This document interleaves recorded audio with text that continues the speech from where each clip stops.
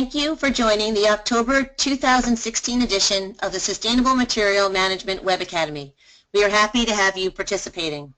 This 90-minute webinar is hosted by the U.S. Environmental Protection Agency to provide training and networking opportunities to state and local governments, non-governmental organizations, academia, and other stakeholders interested in working on policies to reduce food loss and waste. Today's EPA-hosted webinar will highlight a recent project by the Harvard Law School Food Law and Policy Clinic, who is one of EPA's partners and is in the forefront of identifying key areas where current laws create barriers to reducing food waste and where policies can incentivize more food recovery. The clinic is actively working on the federal and state level to help reform those laws and has created this new toolkit, Keeping Food Out of the Landfill, Policy Ideas for States and Localities, that brings together lessons from their research and policy work on date labeling, tax incentives, liability protections, organic waste bans, leftovers for livestock, as well as other food waste policies, to provide state and local policymakers with a comprehensive menu of options to reduce wasted food. The toolkit is previewed here today and will officially be launched on Monday, October 24th. After each speaker, we will pause to take one or two burning questions, so please type your questions in the question box. We also have time at the end of the presentation for a Q&A, so please type your questions throughout the presentations. Moving into today's webinar, please note our disclaimer. Our first speaker is Emily Broad-Lieb, who is the director of the Food Law and Policy Clinic and the deputy director of the Center for Health Law and Policy Innovation at Harvard Law School, and one of my favorite colleagues. Emily has led the team for the development of this toolkit and will introduce today's topic and set the stage for us. Thanks again for participating, and let's get started. Emily, I turn the presentation over to you. Great. Thank you so much, Chris. Just to confirm that you can hear us and see our slides. I can hear you and see your slides. Fantastic. All right. Well, thank you, everyone, for joining us today. We're really excited to have a chance to talk about this tool that we've been working on. So I'm going to kick it off. I'm going to tell you guys a little bit about our program and get started, and then we'll have the rest of the team talking about some of the specific sections of the toolkit.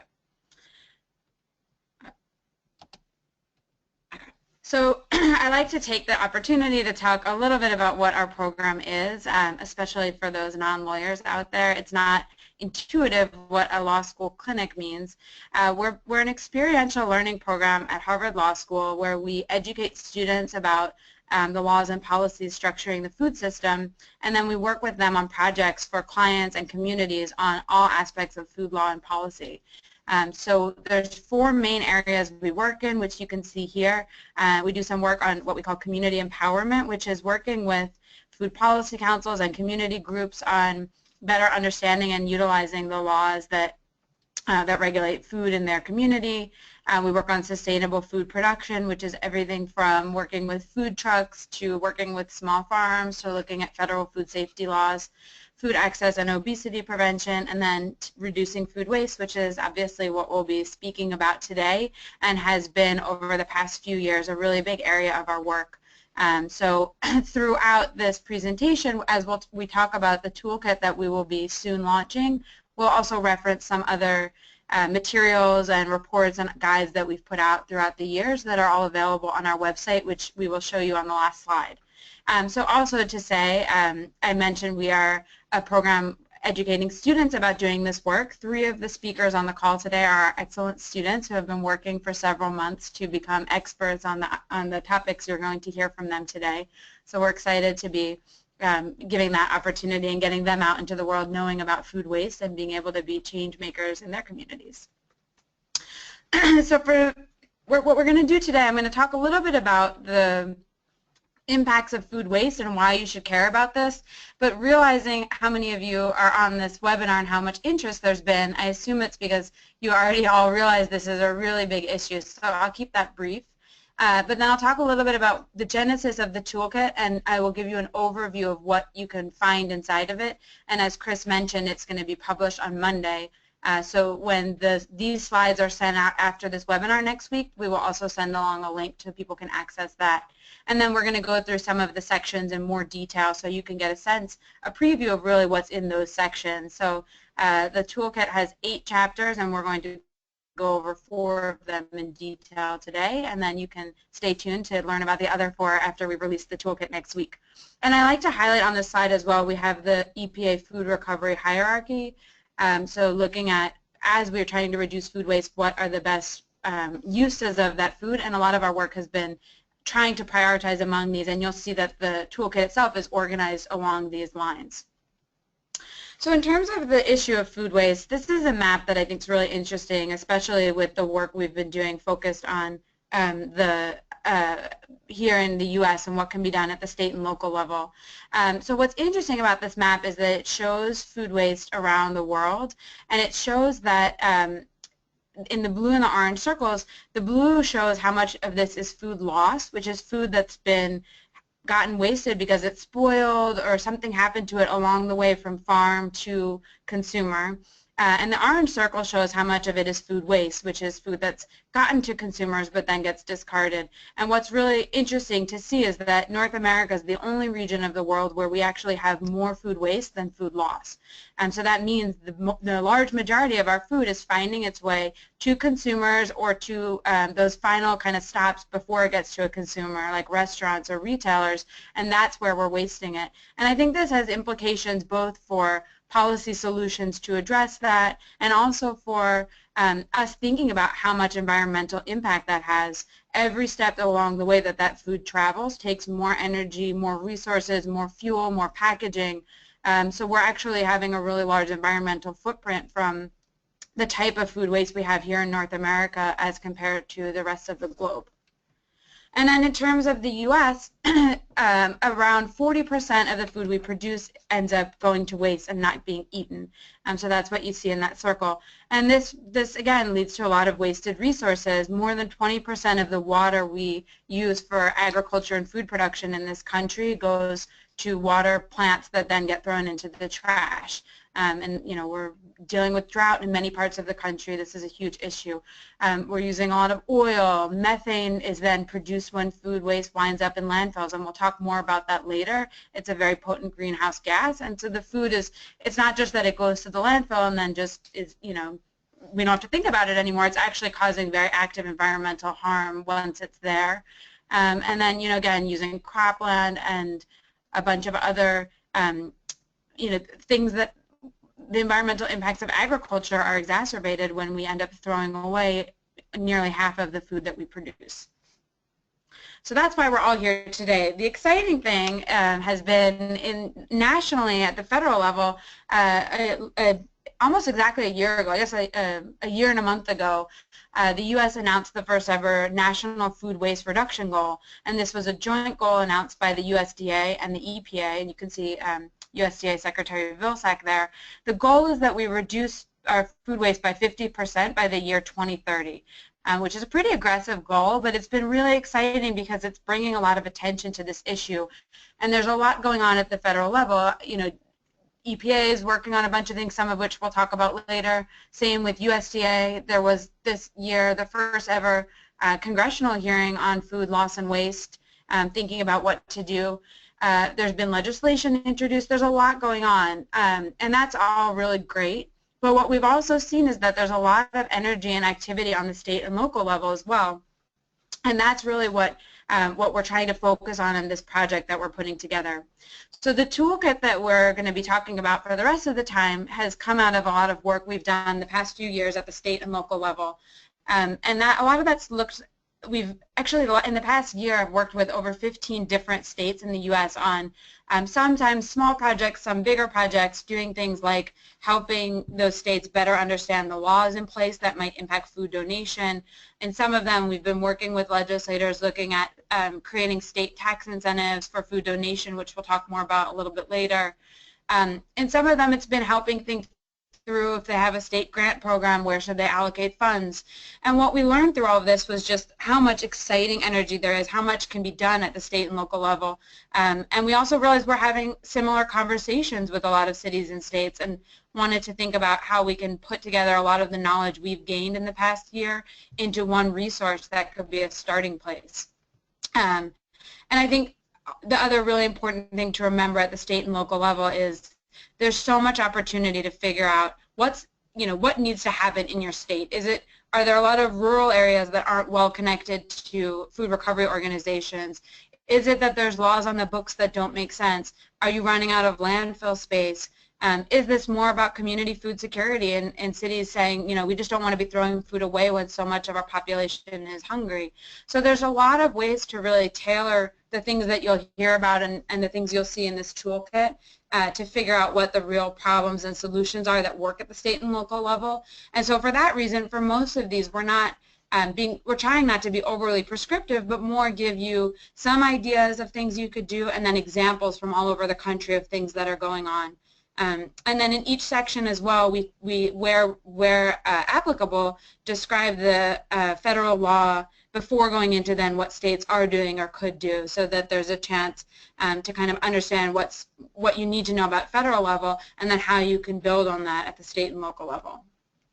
So here's the beautiful cover of our toolkit, which again it says will be coming on Monday. And I think the last thing I'd like to do before I turn it over to the next speaker from our team is go over a little bit what the contents are of this toolkit. So here you can see essentially the table of contents of the toolkit, and the ones that are bolded are the ones that we're going to go over in detail for the rest of this webinar. But I want to talk through briefly what the other ones look like. So there's a section called liability protection for food donations. And briefly, we have great federal level liability protections for food donors and for the food recovery organizations that glean or distribute food. But there's also, every single state has a liability protection law on the books, and some of those are quite broad in incentivizing and promoting additional types of food recovery and allowing for more innovation. So we kind of go through some of those opportunities, explain the federal law, and then do that. For tax incentives, same thing. There's a great federal enhanced tax deduction on the books that was just expanded last December and provides a really strong incentive for food donations. So I will soon be turning it over to Jill on our team to talk about that. But then 9 states and DC have state-level tax incentives, so we'll hear from her a little bit about what those look like and then recommendations for states that are considering doing that. On date labeling, this is something our clinic has worked on for quite a while. We will, for this, talk a little bit about what the federal regulation or lack of regulation looks like. And then because there's so little federal law, most of this is regulated at the state level. So we'll talk about what that looks like and what it can and should look like. Food safety for food donations, which we also won't have a chance to cover today, although I'm happy to take questions on it at the end of the webinar, is looking at one of the big barriers for food donations is that there's not clear guidance in either the federal model food code, the model FDA food code that states base their food safety regulations on, or in most states there's not great language, so there's a lot of confusion about what food can be donated and how, and so we lay out recommendations of what it could look like to do a better job there and make it easier for food donors. Food waste reduction in K through 12 schools is exactly what it sounds like. What would it look like to work at the school level, at the school district level, and then at the municipal and state level to really reduce the amount of food wasted in schools, and we'll be covering that. Feeding food scraps to livestock. This is another interesting area where there's federal law that is important that we lay out in our toolkit, but then there's also a real hodgepodge of state laws on the books around whether and how food scraps can be fed to livestock. And so that section of the toolkit will kind of go through those a little bit, but mostly talk about recommendations for states on how to strengthen those laws.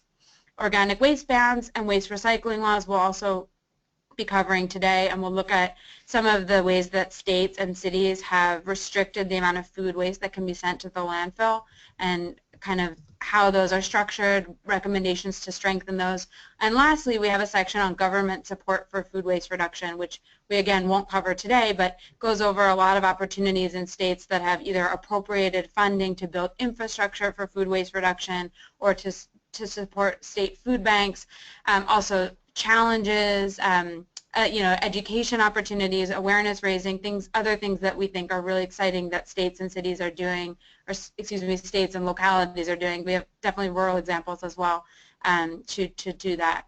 So that's sort of the landscape of what we cover in this toolkit. And again, we're going to go through now in order the ones that are bolded. So I will not take questions now, but we will take questions after we go through each section. And then we'll be here and we can answer at the end any overarching questions or questions on some of the not bolded sections that give you a preview of what's coming in those. So with that, I'm going to turn it over to Jill, who's going to talk about tax incentives.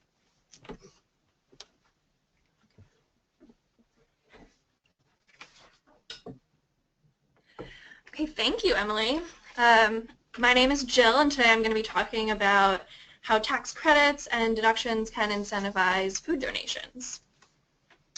So donating food can be very expensive. There's a lot of money that goes into harvesting, packaging, storing, and shipping food that would otherwise be discarded. Tax credits or deductions can help offset those expenses by offering food donors an economic incentive, all the while providing healthy, wholesome food to the hungry. So this is really a win-win for all involved. The great thing about tax incentives is that states don't expend any money until people donate and do that public good.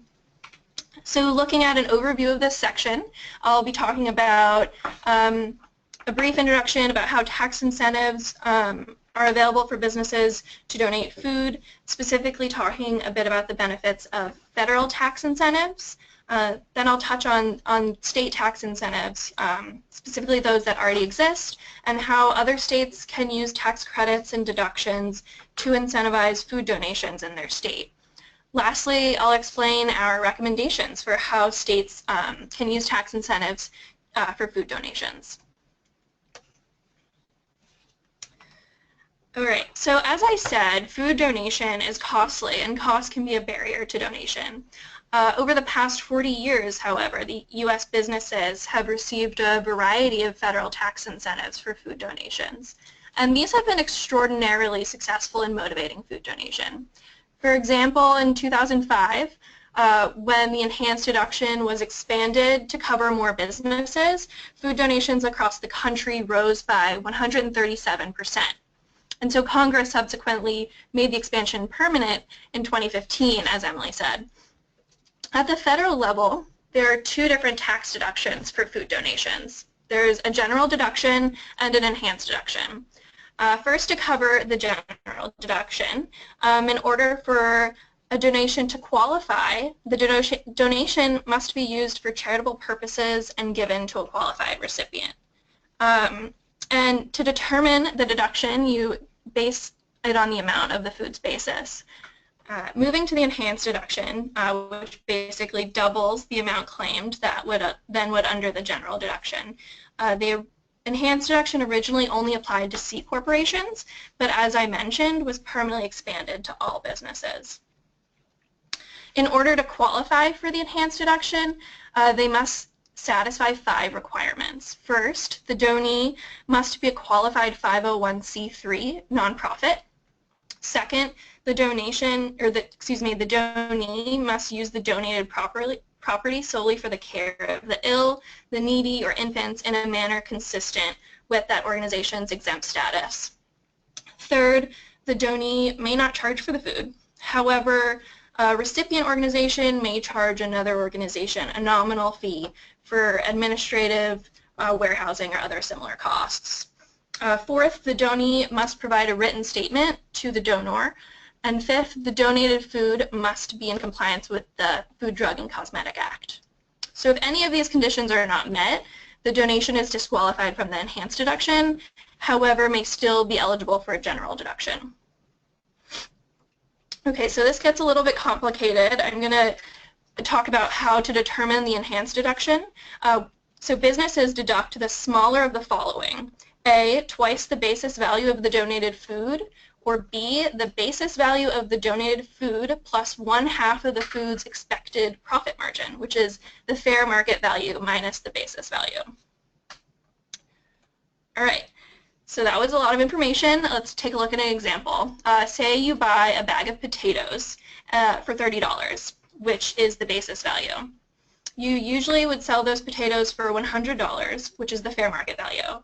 So your expected profit margin is $70. Under the general deduction, the amount allowed to be deducted is limited to the basis value of the potatoes, or $30. And under the enhanced deduction, it's the lesser of the basis value multiplied by 2, which is $60, or the basis value plus the expected profit margin divided by 2, or $65. So under the enhanced model, the deduction would be $60, which, as you can see, is highlighted in red. In comparison to the general deduction, the enhanced provides a significantly larger financial benefit, because it allows businesses to basically deduct a value of the donated food that is almost twice as much as the general. If you'd like to learn more about the federal enhanced tax incentive, you can look to our guide called the Federal Enhanced Tax Deductions for Food Donations. So despite the numerous benefits of the federal tax incentives, there are opportunities for states to add incentives to encourage more donations and curb food waste.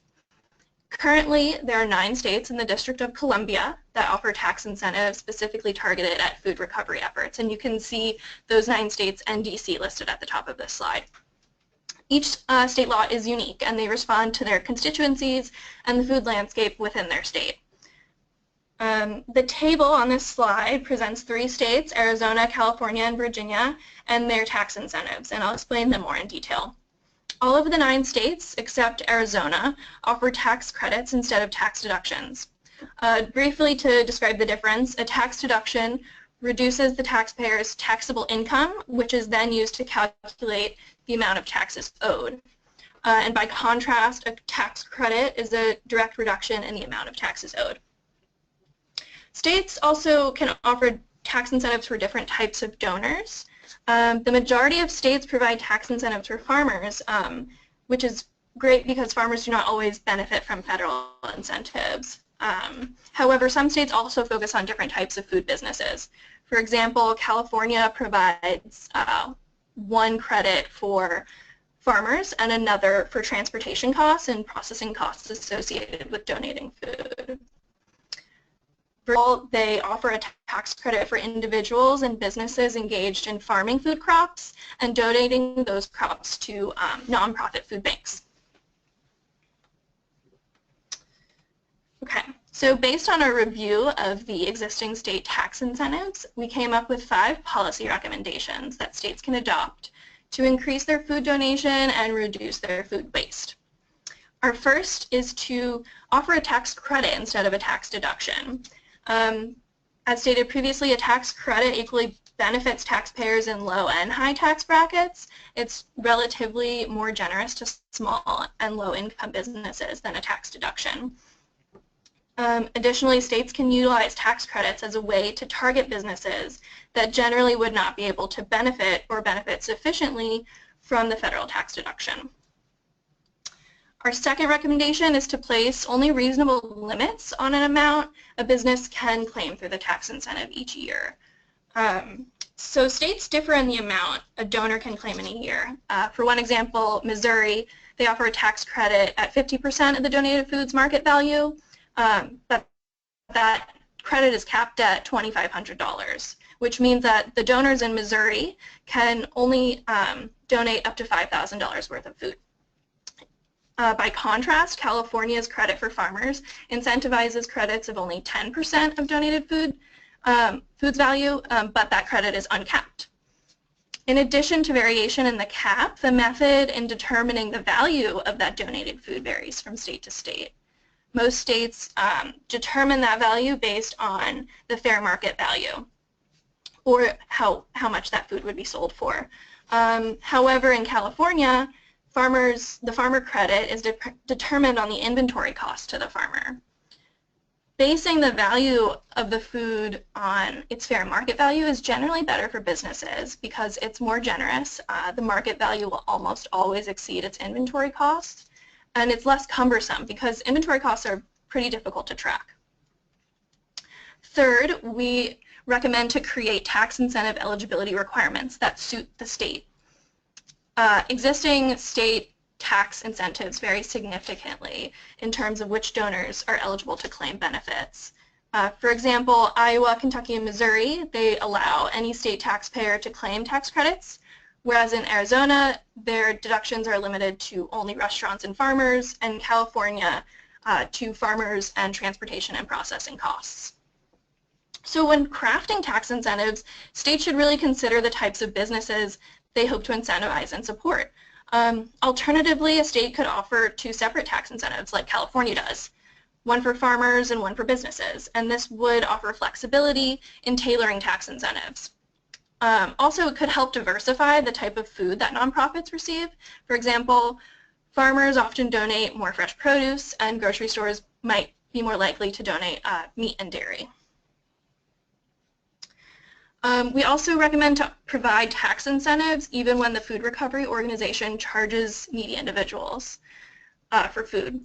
Some states, like Arizona, explicitly bar eligible recipient organizations from charging clients for food. But this harms the food recovery efforts and excludes different approaches to sell surplus food at reduced prices.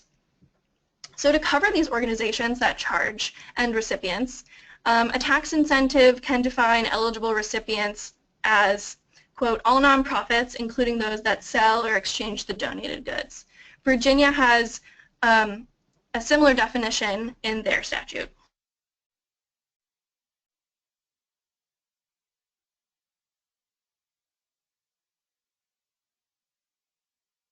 It's an economically sustainable solution to food recovery. It also recognizes the amount of labor, storage, and transportation costs of recovering food. Additionally, it allows those costs to be offset by the end user purchasers. And lastly, we recommend to offer additional tax credits for transportation and processing. As I said, these costs can be a major barrier to food donation. California is currently the only state that offers tax incentives specifically intended to offset the expenses of transportation.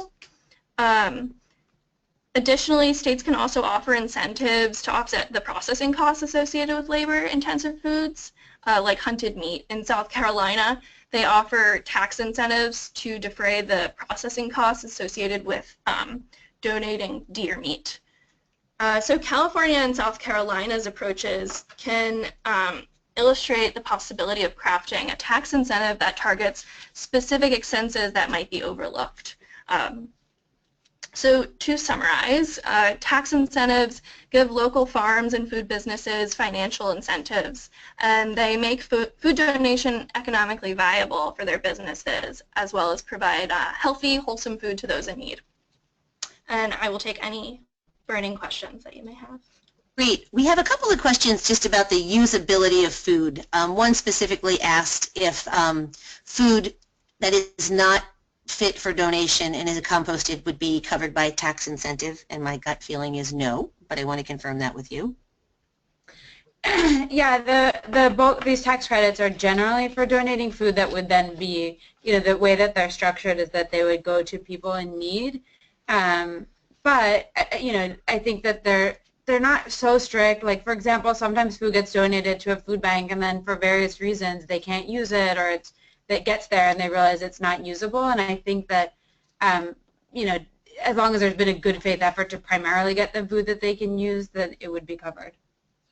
And that's actually a second question, was, are the food banks kind of, quote unquote, dumping grounds for food, for unusable food? And my understanding is the food banks have some tight controls on that in many parts of the country that have bans to eliminate that type of issue. But I'm sure there are examples where it slips through, so to speak.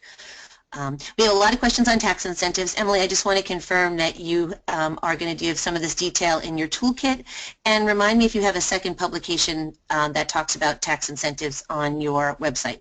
Yes, so there was one of the earlier slides which I'll run back to quickly so you can see on the right side there this federal enhanced guide to tax deduction for food donations. So this goes over the federal level tax deduction that Jill described, and is intended to be pretty explicit on how that works.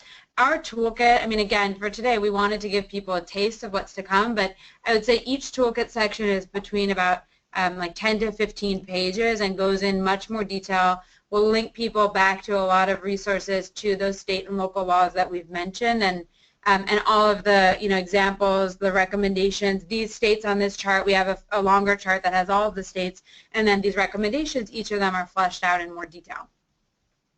Great. Well, with that, thank you so much, Jill. And why don't we turn the presentation over to Marina,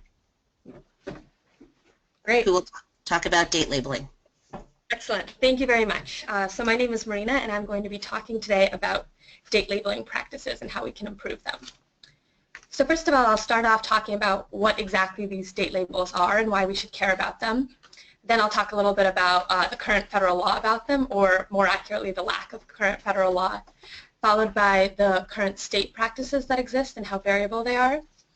Finally, I'll finish up by talking about some proposed federal legislation, as well as things that states and localities can do in the meantime to address the issues that arise from date labels. So date labels are the dates that are stamped onto food items and accompanied by phrases like sell by, use by, pull by, freeze by, or many others. These dates present a lot of problems because oftentimes they're entirely meaningless. They represent quality as opposed to safety a lot of the time, and are often actually chosen by food manufacturers and not by any state or local or federal agencies. The result of this is two big issues. First, consumers are confused, and second, states are confused. So I'll start off talking about consumer confusion. So these labels, despite the fact that they're oftentimes not representative of anything having to do with safety, really do influence consumer decisions. So according to a survey done by our clinic, the National Consumers League, and the Johns Hopkins Center for a Livable Future, over 1/3 of consumers always throw away food that's past or close to its date label, and 84% report doing so at least occasionally. So clearly these date labels, despite their flaws, are really having a huge impact on what people do and how they throw away perfectly wholesome food. Second, I want to talk about state-level confusion, which stems from a number of issues. So states are confused in large part because there is no federal law and has resulted in widely varying state law. So with regard to federal law specifically, as of now there is no federal law regulating date labels, with a very narrow exception for infant formula. The result of this is that states have been left to regulate their own date labeling laws on a state level. This slide here shows the various foods that require date labels in various U.S. states. There are no two states that have the same date labeling practices, which shows that their decisions can't possibly be based on sound public policy. And you'll notice from this chart and from the toolkit as well that the types of regulations that they've chosen to adopt vary very widely. To give just a little bit of a sampling, Vermont requires date labels only on shellfish. Connecticut requires date labels only on dairy. Michigan requires date labels on prepackaged perishable foods and dairy. And New York doesn't require any date labels at all. So that was about whether or not states regulate whether there should be a date label, period. States also regulate whether or not foods can be sold or donated after the date that's on that date label, if it exists.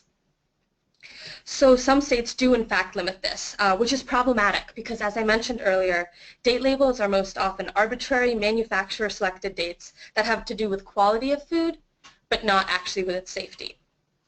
So with regard to the states I mentioned before, just to kind of keep a consistent example, Vermont does not restrict the sale of shellfish after the date label, despite the fact that it requires those date labels on shellfish. Connecticut likewise does not restrict the sale of dairy after the label date. Michigan, however, regulates the sale of prepackaged perishable foods, dairy products, and meat once the date has passed. And finally, New York State, which I mentioned before, does not have date labeling laws, also does not restrict the sale or donation. So with regard to addressing the issues that come from date labeling, there's currently federal legislation on the table that could address the problems, known as the Federal Date Labeling Act of 2016. So there are several aspects of this Date Labeling Act that would address the problems that I spoke about earlier. So first, it would require two types of date labels, one based on quality and one based on safety. So the safety-related label would use the phrase best if used by. This is the phrase most easily understood by consumers to indicate quality as opposed to safety, according to surveys by Walmart and by our clinic. On the safety side, there would be date labels would have to use the phrase expires on, which again is the phrase most easily understood to mean safety, according to research by our clinic and the Johns Hopkins Center for a Livable Future.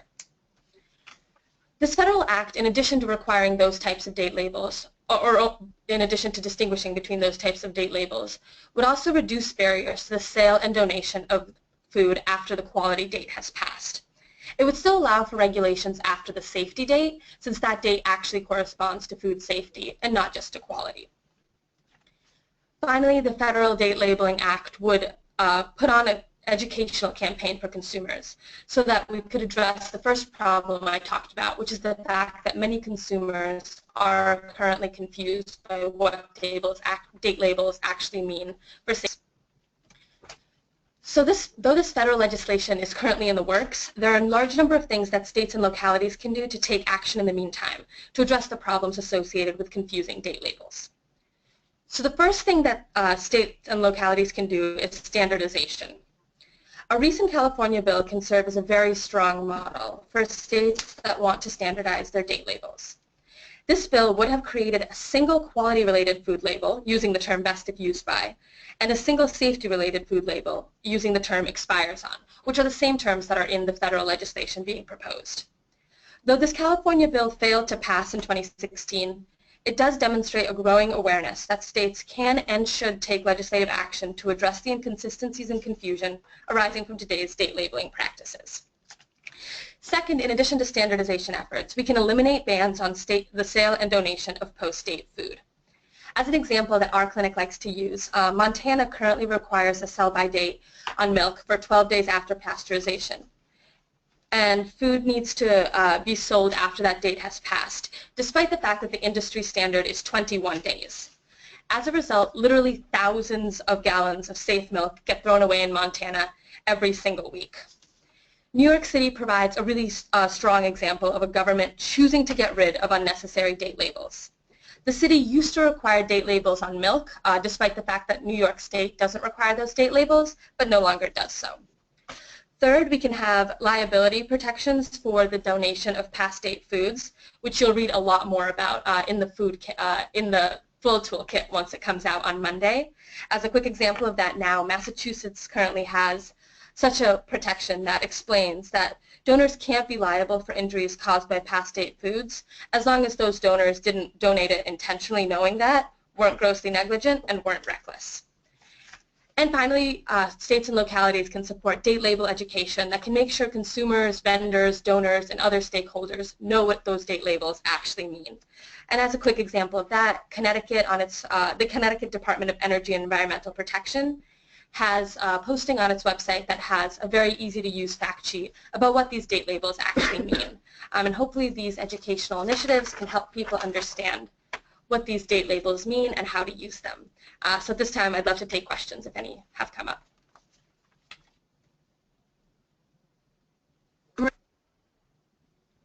Great, thank you so much. We have a couple of questions. Can you just talk a little bit about the 2016 legislation and who sponsored that and where folks might get more information? So it's sponsored by a senator from Connecticut, I believe, as well as a House of Representatives member.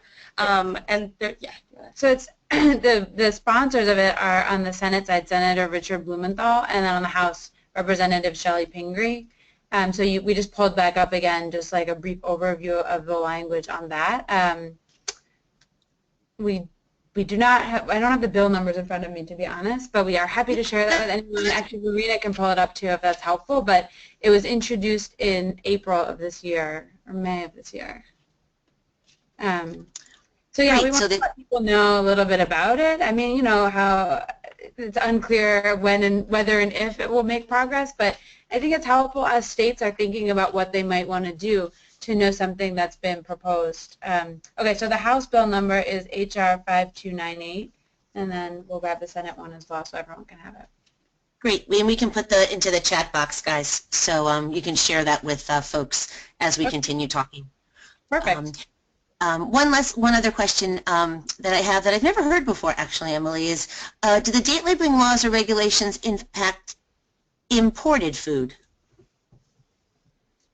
So that's a good question. Well, so first, let me interject. The Senate bill is S2947. So do they impact imported food? They should. So the way that most of the state rules are written is that it's a rule impacting food that's sold in their stores. So it's, you know, food wouldn't be able to be shelved in those stores without having those dates on it. I'm not totally clear on then who applies the date labels, but I think, I mean, this is one of the problems with them now. I think consumers think that they're getting something that's like really regulated and it's really clear where these dates came from, but in fact, you know, oftentimes the store will say, well, we need to put a date on and we got it from wherever, we didn't have a date, they might be applying it. Often we've actually talked to small companies who have said, under state law, we had to apply date labels, and we didn't really have the money to do any research about them, so we just picked dates out of the air and put them on. So that is not the case with the biggest companies. I mean, they are really trying to do research and figure out what the best date is to use. It's mostly just that it's based on quality and taste and not on safety, and that's where the kind of consumer confusion and food waste comes in. Absolutely. And just to tout the clinic's horn, Expired, your movie on milk date labeling, I think is a great example of, you know, a quick way to show some of the crazy aspects of labeling, i.e. not safety. Yeah, thank you. So with that, let's turn our speaker, our presentation over to our next speaker, Sydney Montgomery, who's a clinical student at the clinic, and we'll be talking about food waste reduction in K-12 schools. Great, thanks, Chris. So my name is Sydney, and I'm going to be talking to you today about school food recovery and food waste reduction.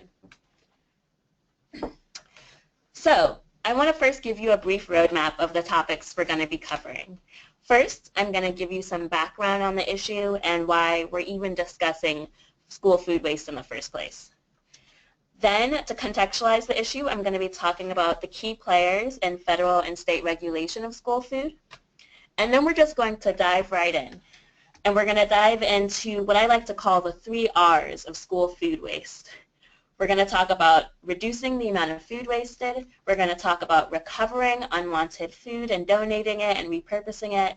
And then we're going to talk about ways that food that can't be recovered can be recycled by composting and how schools can play a huge role in that initiative. So the issue, why are we talking about school food waste? Well, a ton of food is wasted in schools every year. Nearly 25% of all elementary school lunches are thrown in the trash, and that's just elementary schools. And it costs schools money to procure and prepare that wasted food, so any reduction in that waste can definitely help a school's bottom dollar. What's more, we know that consumer waste is a huge problem in this country. 45% of household food is wasted every year. And the most effective way to make food waste conscientious adults is to create conscientious children. So concentrating on food waste reduction in schools, starting kids young, and framing food as a resource can have enormous benefits. And there are great educational benefits as well. Inclusion of children in food recovery efforts creates an educational opportunity to discuss the value of food and share perspectives from communities where healthy food may be scarce. So, why is food waste an issue and why are we combating this problem? Well, part of the reason is that schools don't necessarily understand the regulations in place surrounding school meals. So let's explore some of those regulating bodies. School food is regulated on 2 levels, federal government level and the state level. we're first going to talk about federal regulation of school food. The federal government plays an active role in regulating school foods, particularly those procured using funds under the National School Lunch Program or the School Breakfast Program. In both of these programs, the federal government reimburses either all or a portion of the total price of a school meal. And the USDA now for the first time regulates food for sale in schools that participate in either of these programs. This includes a la carte items or meals, snacks, and even vending machine items. And the federal government has shown support for reducing school food waste. First, the EPA runs a food recovery challenge in which schools and other organizations commit to reduce, reuse, and dispose of food waste while receiving guidance and support from endorsers. Second, the USDA and EPA jointly launched a U.S. Food Waste Challenge in which schools can register to publicly declare food waste goals and their achievements. And third, the USDA also created a series of webinars aimed at educating stakeholders about decreasing school food waste. States also play a major role in regulating school food. In fact, states, not the federal government, are primarily responsible for enforcing compliance with food safety regulations. There are two major models that states can follow to ensure compliance with safety regulations. In both, state agencies draft the regulations, but in one model, the state agency itself conducts health inspections, whereas in the other, local departments of health are responsible for interpreting and enforcing state regulations. Furthermore, all schools are required to follow a food safety program if the school participates in the National School Lunch Program. However, states don't just have to do that. They're able to go above and beyond the health and nutrition standards required by the federal government for both the National School Lunch Program and the School Breakfast Program meals and a la carte meals and snacks. Massachusetts is a great example of a state that's gone above these federal requirements. So now I'm going to begin discussing those 3 R's of school food recovery, and that first R is reducing. One of the ways to reduce food waste is by increasing lunch and breakfast meal times and putting lunch after recess to cut back on wasted food. Studies prove that students with less time to eat waste more. So I have a little chart in front of you, and pretty much the USDA urges schools to offer at least 30 minutes of lunchtime. But in a recent study, researchers tried to correlate the amount of time to eat lunch with the amount of food wasted. So if you look at the chart, this research shows that when students have 25 minutes of lunch, they only consume 77.2% of their entrees and a mere 46.6% of their vegetables.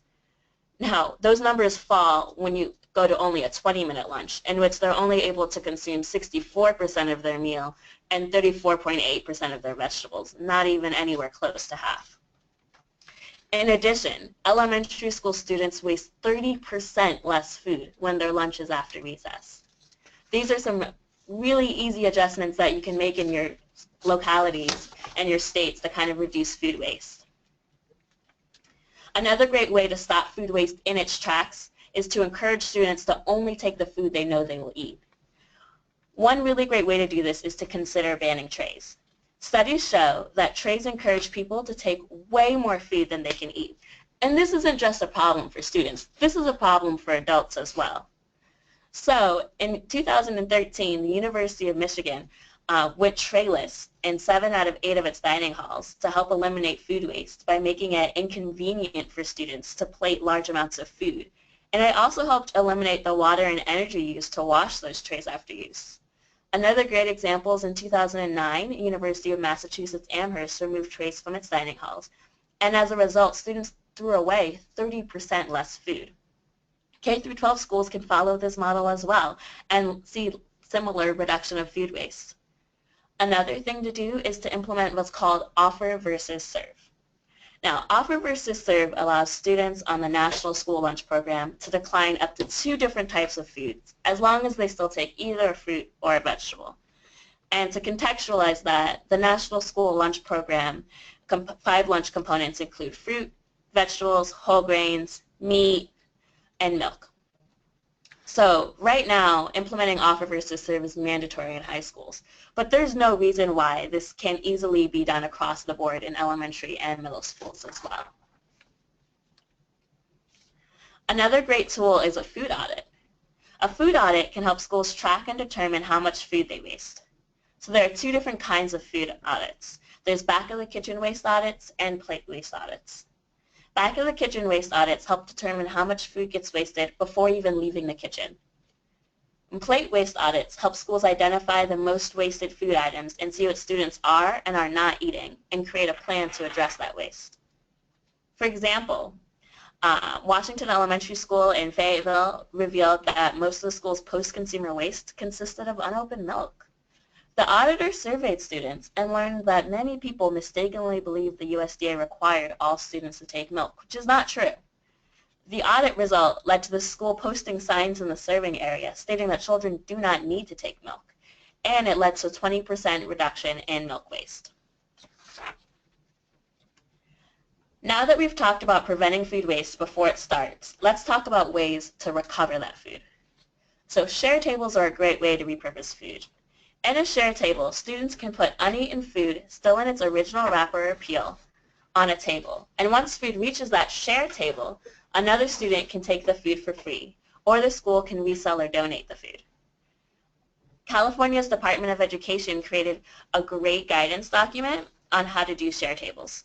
The document confirms that California permits share tables, explains the criteria they must follow, and offers best practices for where to put the share tables and how to handle food safely. Another state's example is Indiana State Department of Health, which created a similar guidance document which gave instructions on how to use the share table system. Important to note is that schools are permitted to donate food to local banks and local food pantries. A lot of people don't know this. So USDA supports the donation of surplus food, and the National School Lunch Act explicitly allows schools to donate leftover food from the National School Lunch Program and the School Breakfast Program. It states that each school and local education agency participating in the School Lunch Program under this chapter may donate any food not consumed under such program to eligible local food banks or charitable organizations. A great thing is that schools can also benefit from liability protection from donating foods to 501c3s. So for several years, Wichita, Kansas has operated a donation program in which a local food mission stops by each school in the district twice a week, picks up leftover food that the school kitchen prepared but never served, and then also the schools may freeze those leftovers to help aid with their donation. Another great example is in Andover, Massachusetts. They have a school food donation program for food already served, as opposed to in Kansas, which does food that has not yet been served. This food that has already been served but that students decline to eat is able to be put in the bins. And parent volunteers set up donation bins next to the trash and recycling bins at lunchtime and supervise students to ensure that only permissible foods are donated. The volunteers then deliver that food to local needy families. And instead of, delivering food to organizations outside the school, if that's not feasible in your area, it might be more convenient for schools to open up part of their buildings after hours to what's called a pop-up pantry and operate periodic food pantries.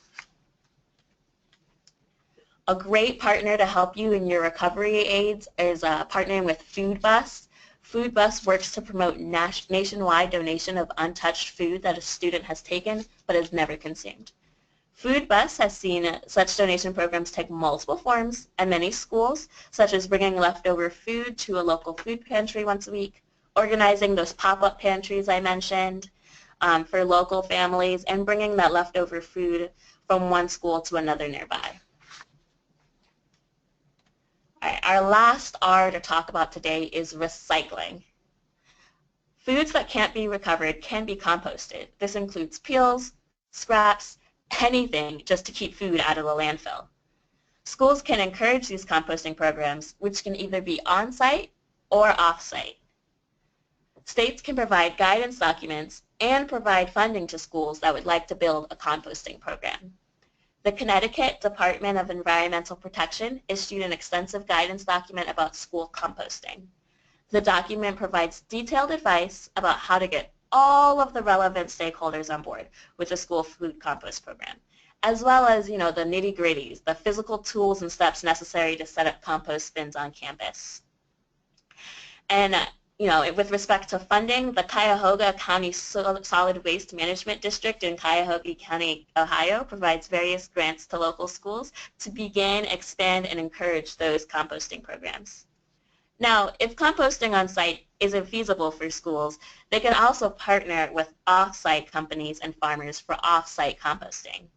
Charleston County School District in South Carolina was able to save a whopping $58,000 in disposal fees with its district-wide composting program. The 21 participating schools sent their food scraps off-site to a local composting facility, and that facility returned some of the completed compost to the schools for use in gardens. So I know that was a lot, but that concludes the school food recovery section with reducing food waste, recovering food, and recycling food. So I'll now take any burning questions. Great, thank you so much. So I just want to give a shameless promotion for a September 2015 webinar that we did on the exact topic of donating food in schools. So if you go to our webinar page, you can go back and look at that archive. There's a lot of information on schools. I also put in your chat box the USDA website, usda.gov/OCE, Office of Chief Economist /food waste, and there's a plethora of webinars and other much of the information that was discussed there. So take a peek. We have a lot of questions about what kids can and cannot take and what they're allowed to take. Do you want to talk a little bit about some of those misconceptions that you mentioned in your presentation? Sure. So with the offer versus serve program, like I said, your students are allowed to decline up to 2 different types of food. So there's 5 different types of food that I mentioned, and if a student says, I don't want the meat option, I don't want the milk, that's totally fine. They just have to make sure that on their plate, they can't decline a fruit and a vegetable. They have to make sure that they're taking a fruit and a vegetable, but other than that, they're allowed to decline food that they know they're not going to eat anyways. Great. And the other question, we had so many people ask this, can you talk about the research or the genesis of the research on food lunch and recess? I'll jump in there. So that was that note there about how this was actually in USDA's programs, which, Chris, it sounds like you've shared with everyone.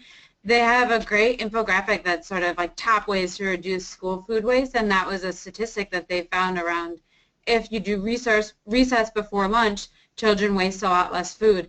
And we've actually seen that data as well in a lot of public health studies around nutrition and children eating healthier meals.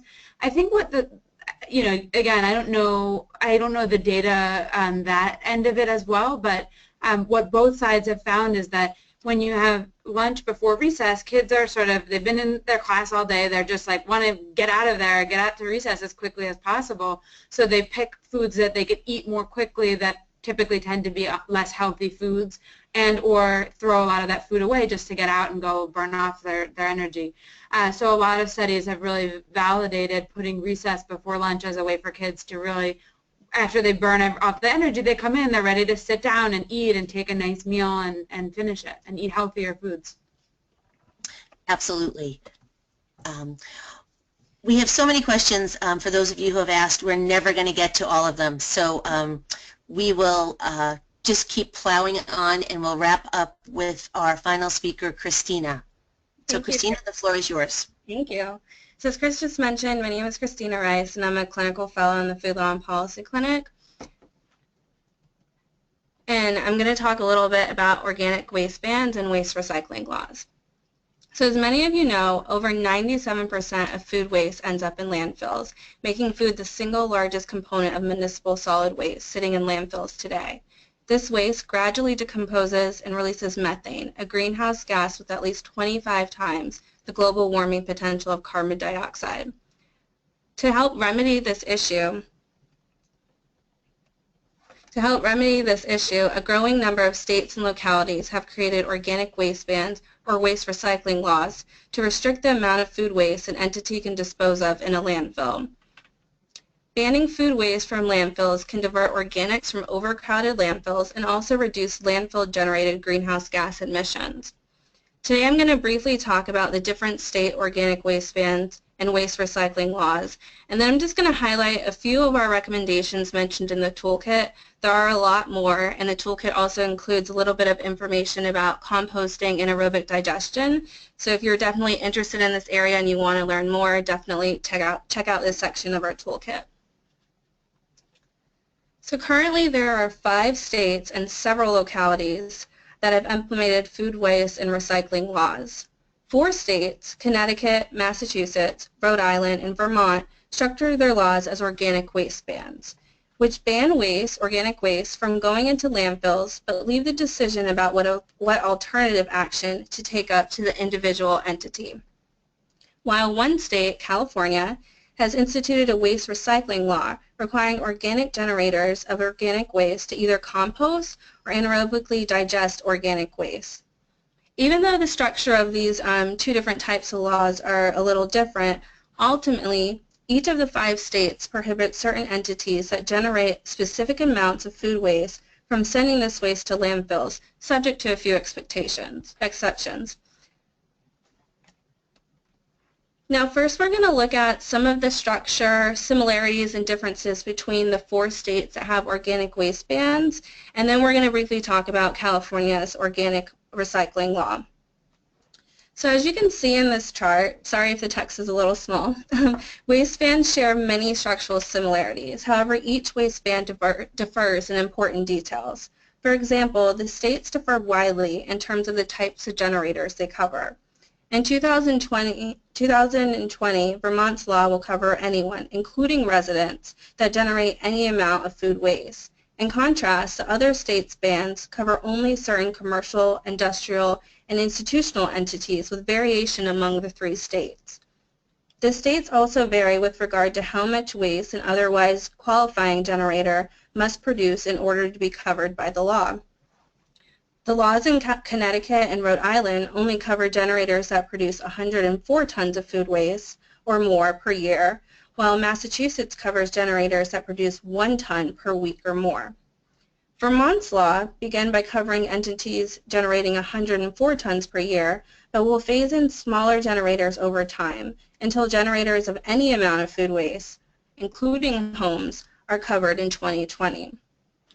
Similar variations exist among the laws with regard to exemptions for otherwise covered generators based on the proximity to a composting facility. While Massachusetts law does not provide any exemptions for generators based on proximity to a composting facility, Connecticut and Rhode Island cover only generators located within 20 and 15 miles of a processing facility that can accept food waste. Currently, Vermont's law only covers generators located within 20 miles of a certified facility, but in 2020 it becomes a total ban on food scraps in landfills with no exceptions for distance from a facility. So that summarizes the similarities and differences between the state organic waste bans, and now I'm going to briefly talk about California's recycling waste law. Unlike the 4 New England states with organic waste bans, California's law takes the form of a mandatory organics recycling law. In California, businesses that generate at least 8 cubic yards of organic waste per week are required to recycle organic waste on-site or subscribe to organic waste recycling services. The law will phase in businesses that produce at least 4 cubic yards per week in 2017, and if disposal of organic waste in the state has not been reduced to 50% of the disposal level in 2017, the law will phase in businesses that generate at least 2 cubic yards per week in 2020. California's law does not accept businesses on distance from a facility, although it does allow for some exceptions for rural jurisdictions. There are also a number of municipal laws that divert food from landfills in cities like New York City, Austin, Texas, San Francisco, California, and Seattle, Washington. We're not going to cover those, but there is information about those examples in the toolkit. Since the majority of states do not currently have an organic waste ban or waste recycling law in place, for states and localities looking to implement an organic waste ban or waste recycling law, the state laws I just discussed and local laws I mentioned may serve as a good starting place. but there are still areas where improvements can be made to keep more food and food scraps out of the landfill. The toolkit contains several recommendations on how to strengthen these existing laws and how states and localities can facilitate and really support the success of waste bans and recycling laws. On this slide, there are several listed. There are several more in the toolkit, and I'm only going to highlight a few of them today so we can have plenty of time for questions. So one of our recommendations is that states should phase out exemptions based on distance from a processing facility over time. States with well-developed composting, anaerobic digestion infrastructure, with several swine or hog farms nearby should consider not including an exemption based on proximity to processing facility. Those states that need to develop such infrastructure should pass regulations that gradually phase out such exemptions. 3 of the 4 state-level organic waste bans currently exempt entities located more than a certain distance, generally 20 miles, from the composting or processing facility. In practice, these exemptions make it so that entities in vast areas of the state do not have to comply with landfill diversion requirements. For example, much of central and eastern Connecticut remains exempt from the requirements of the state's organic waste ban because there is no approved facility in certain parts of the state. States should model themselves after Vermont, which by including a proximity-based exemption at the onset, while also setting a date by which all covered generators would be required to comply regardless of distance. Another recommendation is that states can phase in additional categories of waste generators over time. States looking to implement or improve organic waste bans should eliminate distinctions based off the generator's categories and should gradually phase in smaller generators like individual households over time. According to REFED's roadmap to reduce food waste, 27 of the 63 million tons of food waste produced each year comes from homes. In order to facilitate compliance by these smaller entities, laws that cover residential and small generators can emulate Vermont by requiring trash haulers and collection facilities that offer trash services to also offer services for organic waste materials by the time residential and or small generators are phased in. Another recommendation is to incorporate language encouraging diversion through methods other than composting in the organic waste ban law or waste recycling law. State and local waste bans or mandatory recycling laws should incorporate the food recovery hierarchy in their laws. This way, even when many of the provisions of the law specifically require or encourage composting or anaerobic digestion, it's clear to covered businesses or residents that there are other steps they can and should take to reduce and divert food waste before relying just on composting or AD. Vermont's law provides a strong example of how to include language in a waste ban by including the language of the EPA hierarchy in their actual law. So those are just a few recommendations that I'm going to cover today. As I said before, there's a lot more in the toolkit, and you should definitely read that section. We'll read the whole section of the toolkit. And now I'm going to wrap it up with that, and so we have plenty of time for questions. Great. Thank you, Christina. I think there's a lot of questions or understanding around the if you build it, they will come concept. So can you talk a little bit more about the 3 states in New England who have the distance requirements and the thought that that was going to spur market development of additional sites?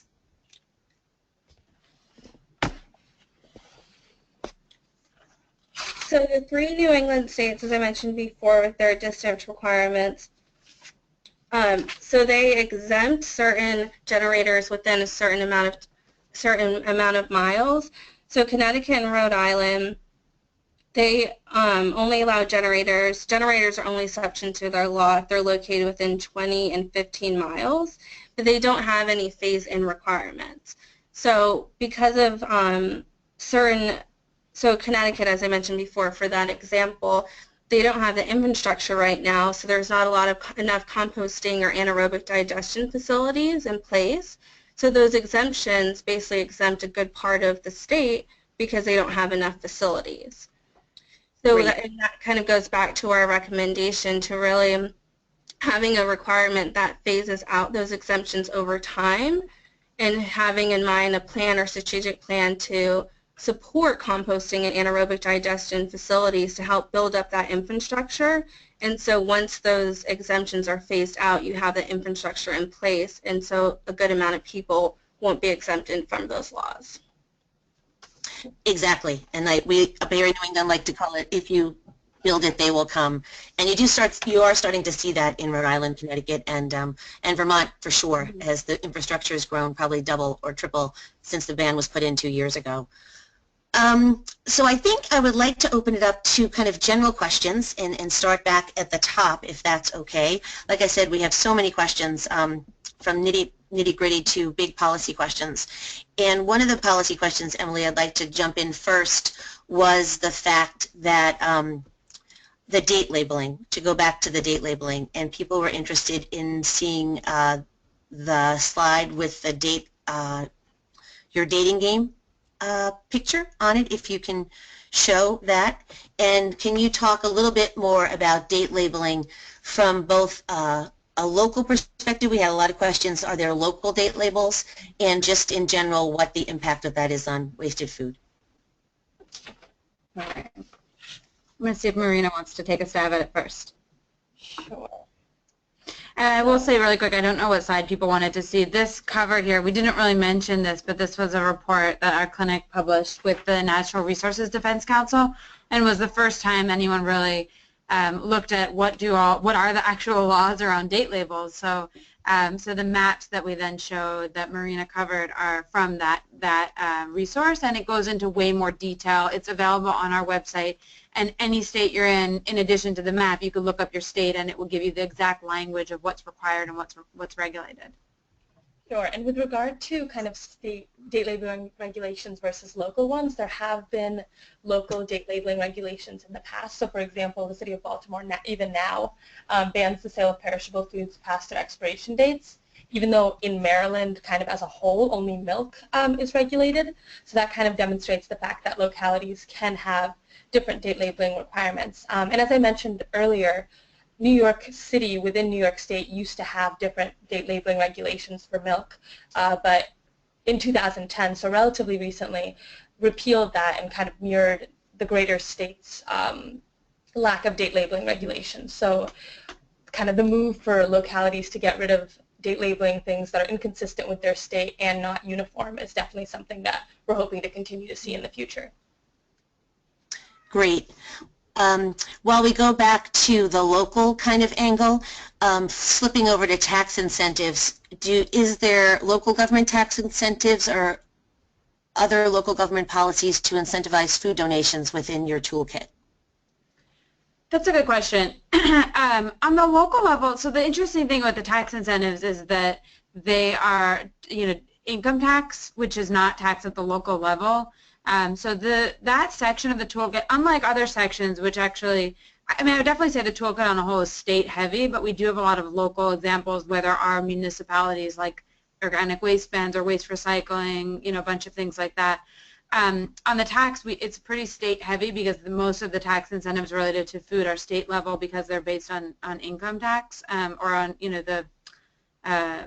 so there's, I think we've actually brainstormed a little if there's good local examples. We haven't seen any. I don't know if people, crowdsourced to the folks on the webinar. If you know of examples that you think are something we should add in or consider, that would be really helpful, because I do think we've seen, in certain states, it's really the municipalities and the local level that are really active and not as much the state level. So. Great. And along those same lines, Emily, we had a couple of questions on tax incentives, and I know you said they're obviously the federal tax incentive, but what about donations across state lines and how that is handled? Complicated to ask, or? That's a really good question. They definitely are all eligible for the federal enhanced deduction, which, because most businesses and I guess individuals as well pay more at the federal level, that's the biggest incentive that exists, and they would be able to get them, no matter where they donate. For the state tax incentives, none of them that we can remember really mention, that they wouldn't be eligible if you're donating out of state. But again, you'd get the tax incentive in the place where you pay income. So you'd have to, I guess, I guess it would be like, let's say Virginia has one. If it's a Virginia business donating to people in Maryland, would the Virginia business get to claim that? I assume so, but I think it would be really up to kind of state-by-state discretion. Great. This is a little bit of a different twist, but I'm sure this has come up in your conversations before. When you're talking about tax deductions and credit, what about the quality of what is donated? Are there any any things that are exempted? The example the person gave in the question was not to slam chocolate syrup, but chocolate syrup, while it might be proper for donation, maybe that's not proper nutrition. So has that come up, and you want to talk to that a little bit? So what we've seen mostly is that a lot of the state tax incentives just call for, healthy, wholesome food to feed the needy, but nothing necessarily puts in certain requirements for any nutritional requirements. Mm-hmm. I think to that point, I mean, Joe mentioned that a lot of the state ones, to the extent that there's something that's the most similar about them, I mean, they're quite different. It's that a lot of them prioritize food from farmers who are probably not producing chocolate syrup. So, I think that's actually what's been an impetus for a lot of states was that farmers, in particular, which Joe mentioned, struggle to be able to use the federal deduction. They're eligible for it, but it's difficult for them to claim because of the way that it's structured. So states have sort of looked at this and said, we want to support our farmers. If they grew this food, we'd rather them get some money for it than not. And also, it's fresh, wholesome food off the farm. What better way to get food to those in need? So I think there are ways, definitely at the state level to do that. And then food banks themselves, you sort of alluded earlier, Chris, on a different topic about food banks making decisions around food, but there are quite a few food banks that have created nutrition standards for the food that they'll accept as well. So that's like another way to do it. I mean, if you can't donate something because no one wants it, then you can't claim that deduction or that credit. Great, Emily, and I do thank you for reiterating that, because I do think the food banks have done a lot to promote donation of healthy food. Can you also just discuss the donee when you say feed the needy? What does that mean in the context of donation policy? Sure. So the donee would be, I guess there's two levels. One could be going to a food recovery organization who then provides the food to, an individual or families who are perhaps food insecure or not receiving enough food.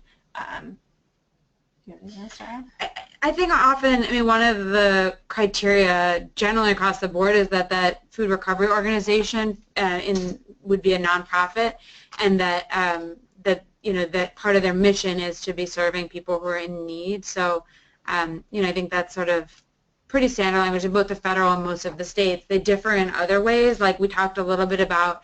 In some cases it would be allowed that the food be sold to those in need, but even in that one, which was Virginia, it still said it would be going, the purpose is for it to get to people who are in need.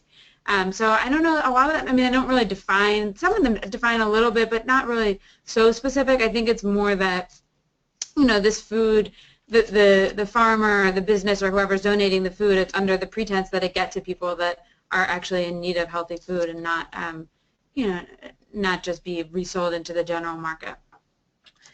Absolutely. I have another question about thank you for going through the calculation, Jill. I know that's cumbersome, especially on a forum like this, but does the toolkit make any recommendations on the ideal size of the tax credit or donation? And the question was, I can imagine if it's too small, they won't motivate participation in recovery efforts, but if it's too large, that might not work either. And is there any literature that you can share on this? That's a really good question.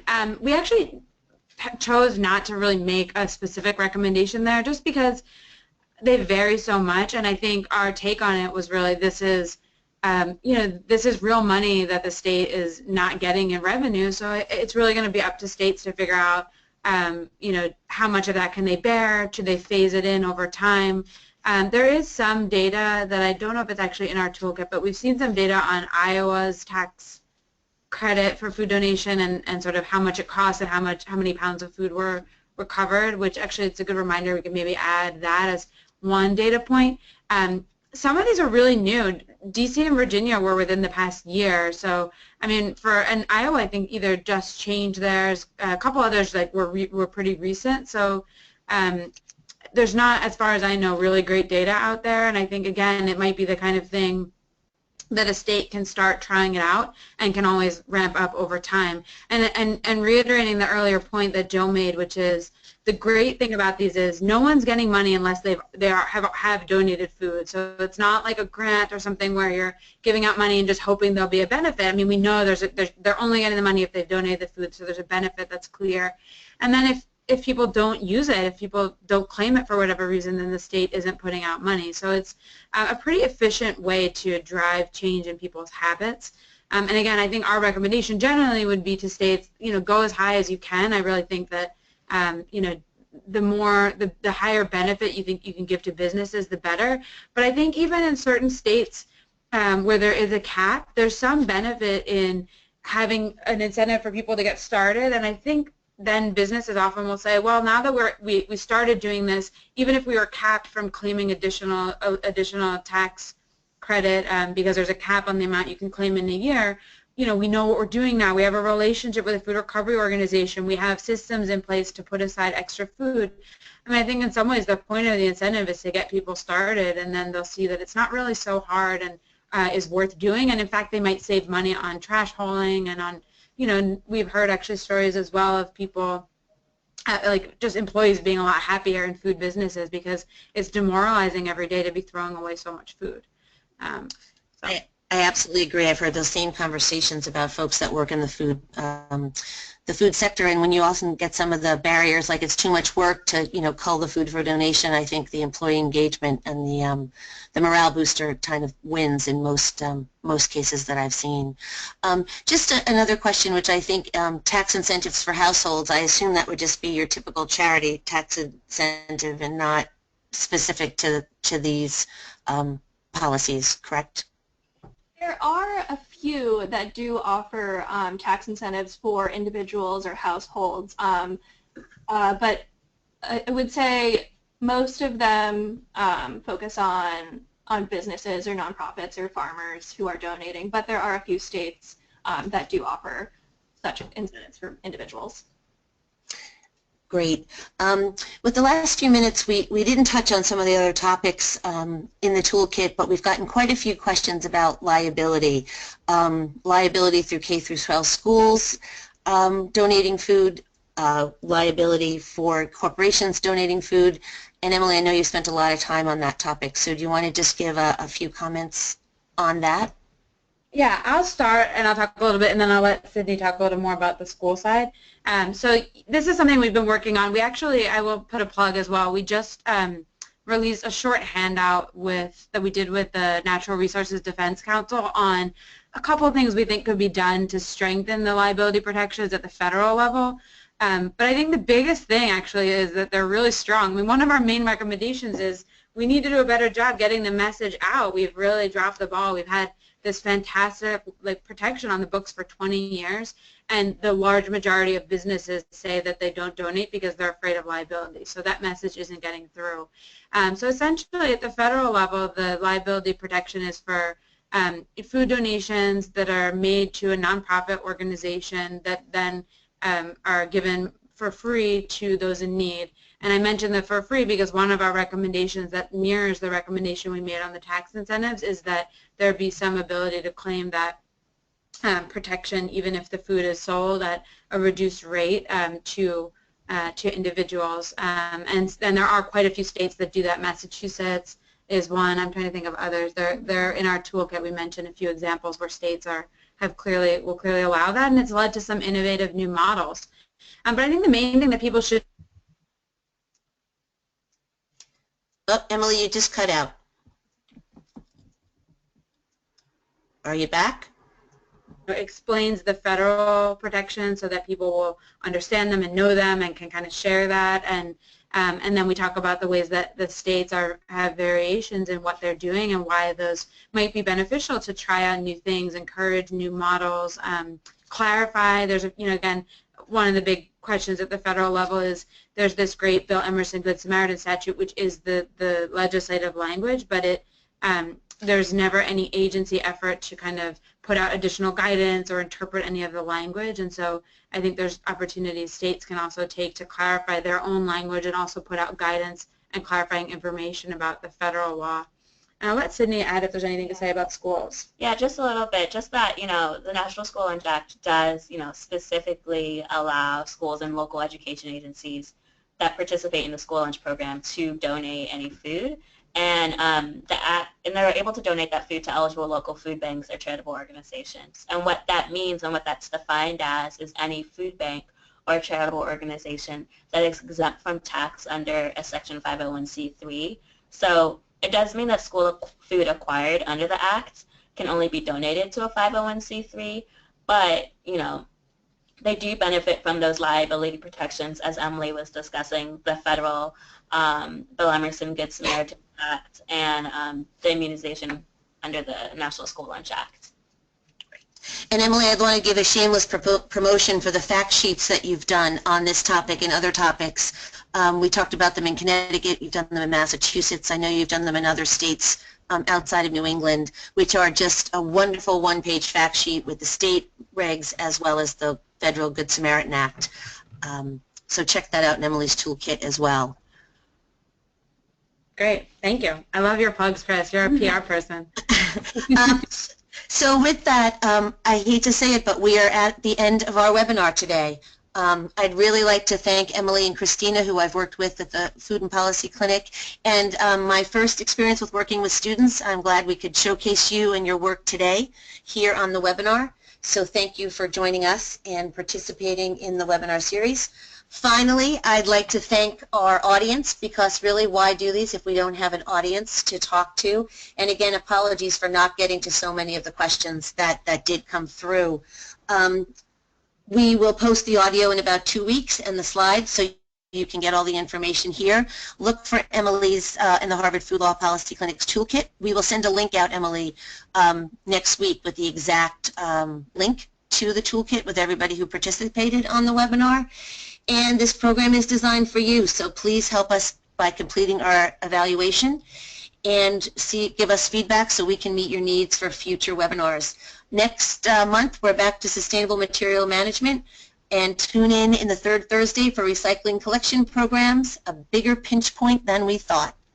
That concludes today's webinar. Thank you very much.